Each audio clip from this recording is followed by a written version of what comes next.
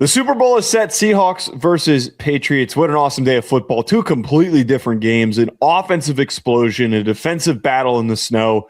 Sean, let's start by talking about the Seahawks team. They have been the most improbably successful team this year. There was plenty of a possibility that they could have been scrappy, and even towards the end of the season, it was looking like they were starting to lose steam. But as I've mentioned 100 times over, a fourth quarter comeback sets them up to end up in the Super Bowl. I think that the best part about this whole story is looking back at how Sam Darnold got here. Some of the offseason takes about Sam Darnold were absolutely insane. I think of all the people that hyped up Geno going to the Raiders and saying this was a lateral move, and people dismissing the whole J.J. McCarthy versus Sam Darnold debate, just completely saying Darnold will be fine elsewhere. The fact that he has found success with another team and he is going to a Super Bowl after this arduous path of going from team to team, from being once a bust, is an amazing story. And for him to have played as well as he did sets up for him to also have a big game potentially in the Super Bowl if he can perform well against that Patriots defense. Yeah, all of the narrative should be put to rest. That was the biggest game of his life. That was the best game of his life. Mm-hmm. And meeting that moment is terribly hard to do.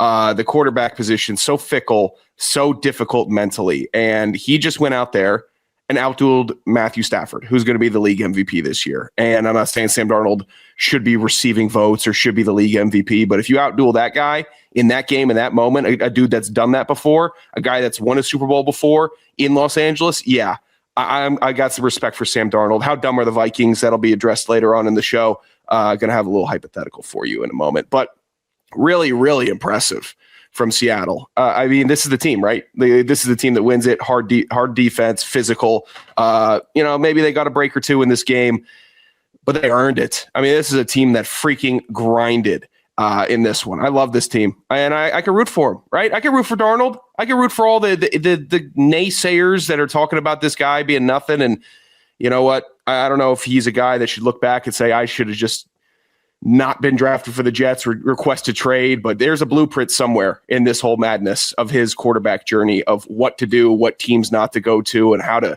carry yourself as a pro until you find the spot. You found the spot now.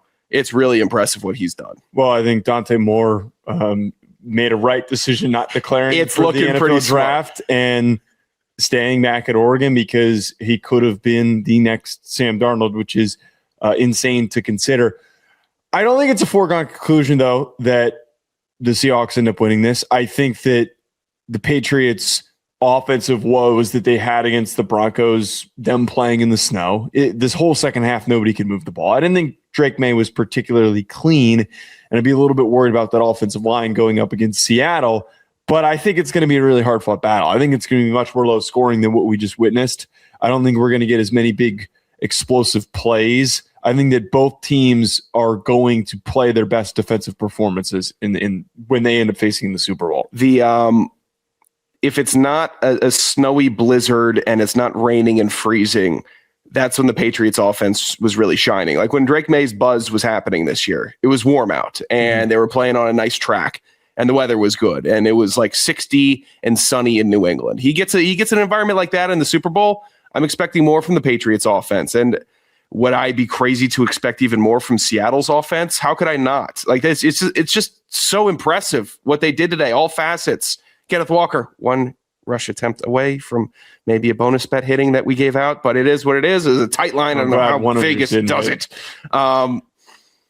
Who's covering Jackson Smith and Jigba?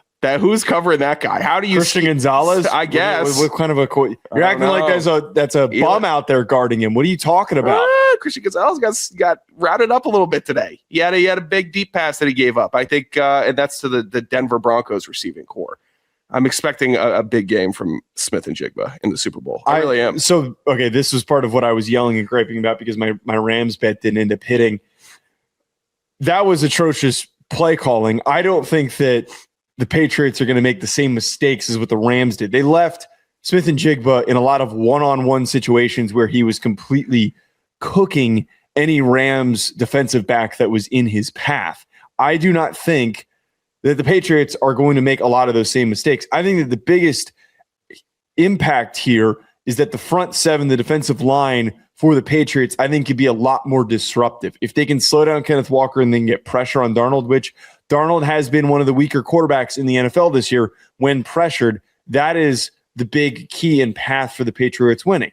And what has the Patriots defense done so successfully during this playoff run? Is they've pressured opposing quarterbacks into making mistakes. That's why I will not completely shut down the Patriots and just assume that because they had two hot games that the Seahawks are going to go on and win it. By the way, to add to this, in the whole narrative of how the hell did we get here, Vrabel being the cast-off from Tennessee, that they thought that he was the root of their issues, that it hit his ceiling, that they needed to go in another direction in order to find a path for success.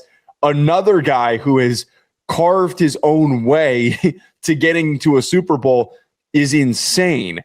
And all it really takes is being with an organization that is committed to resources and committing to wanting to win. Now, here's the hypothetical I wanted to give you. Not hypothetical, just the question I wanted to pose, rather. Which team made the bigger blunder? Was it Minnesota not keeping Darnold, or was it Tennessee bombing the whole ship with Vrabel?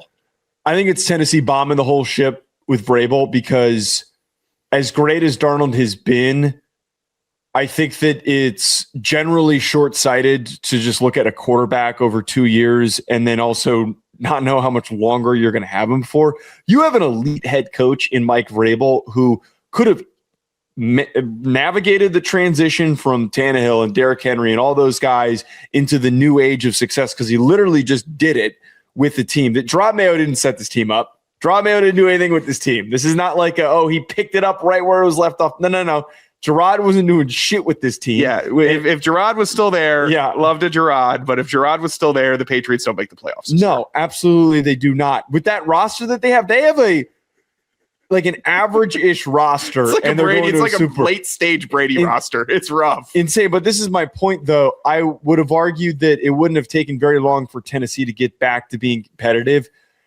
And there would have been a path. If Vrabel was still there right now, next year in year 2 of Cam Ward, they probably could have gone on a run in the playoffs. They didn't like his attitude in the building. They didn't like his presence as an intimidating figure in that building. And they sent him off, let him bide some time, wait for, what is this? The dream job to fall in his lap? And look where we're at, the Super Bowl. He's in the freaking Super Bowl in a year.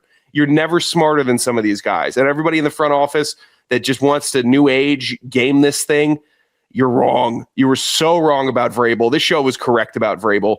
We knew it was like the one puzzle piece that could have actually made that puzzle look like a freaking finished puzzle instead of a terrible photo of jigsaw pieces scattered across the table. He was a perfect fit, and it just works. And maybe Macdonald works in Seattle. Maybe it's Darnold is that piece that works for them.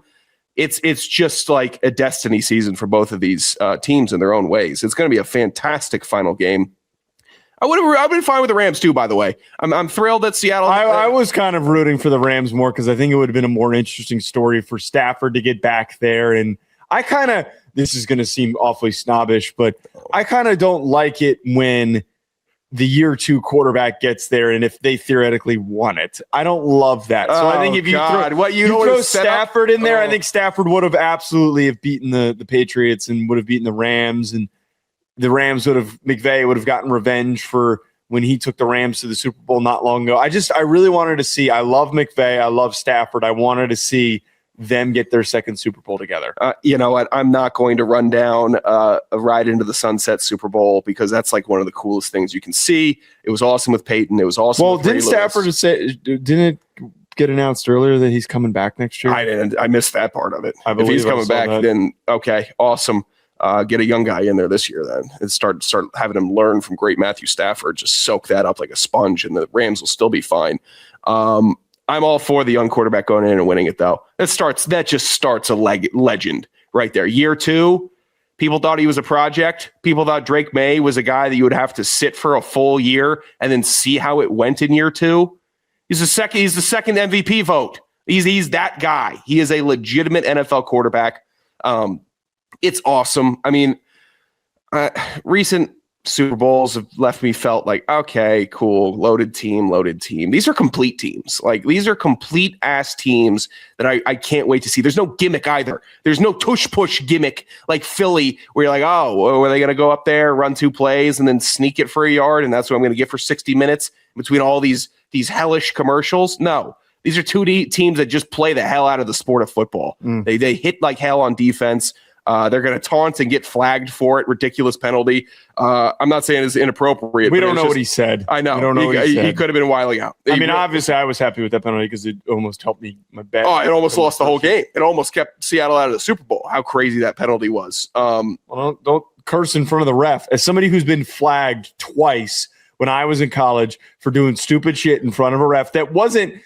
No, if no one was paying attention, not a penalty. But because I got scrappy after a play with a ref standing a yard away, I got flagged for 2 personal fouls in college. He actually pulled his mask down so the ref could see even more clearly than what he was saying. Dumbass. He couldn't have been muffled and be like, oh, you know. You got to learn to get away with it. Again, as a moron who didn't get away with it, you got to learn how to get away with it.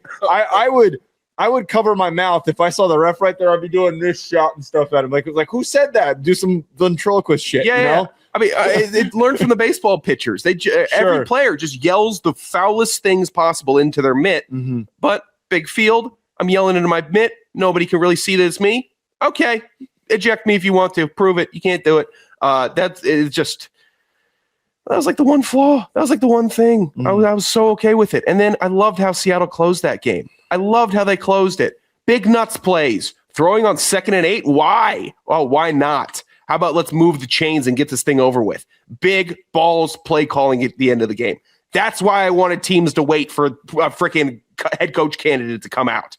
Teams are waiting, and Clint Kubiak's going to be coaching somewhere real terrible, making them look good next year. I feel like you're probably just going to end up staying in Seattle, which would be that'd be good for him. Yeah, then he can get the best job possible next year. Well, this year was a perfect example of why we expand the college football playoff. You're such a mess. You're so foul. We get 2 brands, 2 up and coming teams. There's no Chiefs.